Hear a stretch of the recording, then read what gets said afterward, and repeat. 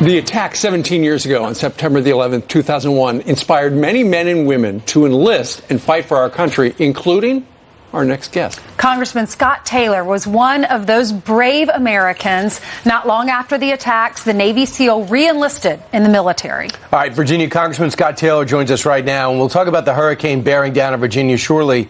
But, Scott, can you tell all of us who got to know you when you became a lawmaker what was going through your mind on 9/11? What have you had already served? Yeah, I was in for a few years in the SEAL teams, and I was planning on getting out and going to college, and I had just gotten back from a deployment overseas just a few weeks before it happened, and I remember turning on the TV. Actually, my girlfriend at the time was like, "Hey, you need to turn the TV on," and we took a look at it, and I knew that I would be going to war, and I knew that I'd be re-enlisting early and not going to college.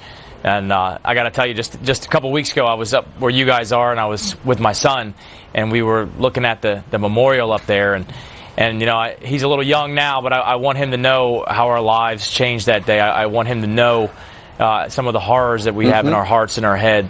And I want him to know, about the hero who his middle name is named after, who gave his life in Afghanistan. It was a small moment for us, but it had very big meaning. Who gave their life in Afghanistan? It was a SEAL named Kevin Houston, who was an Extortion 17, and my son has his name. And I want him to know who he was and the man he was and what he stood for, and all those folks, as a matter of fact. It was obviously that day has forever changed our lives. It's deeply rooted, that day, in our minds, and I want the next generation to understand that too, moving forward. How did that day change? How did that day change the trajectory of your life? What were you planning on doing, and what did you do instead?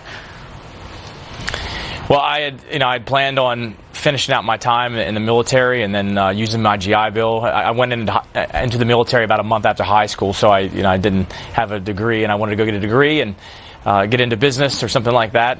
But as I said, I knew that day that the trajectory of my life would be forever changed. Right now, one of those things you decided to do is continue to serve, and you won elected office. You're in Virginia, and now it's time for you to use some of your emergency skills. What is your advice to the people of Virginia? What are they telling you about your district with this hurricane? Well, let me preface this by saying, the whole Virginia delegation has come together and asking the president to declare a federal state of emergency for Virginia. He's done so for North and South Carolina.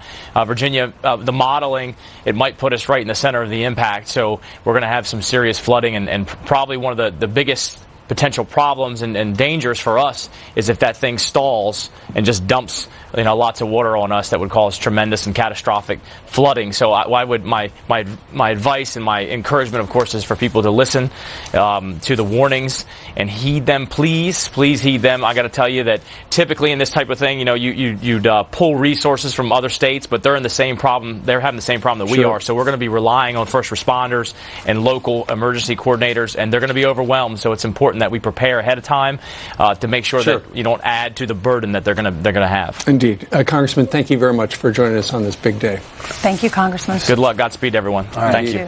All right. He was at the base of the towers when the second plane hit 17 years ago, and in the days that followed, he led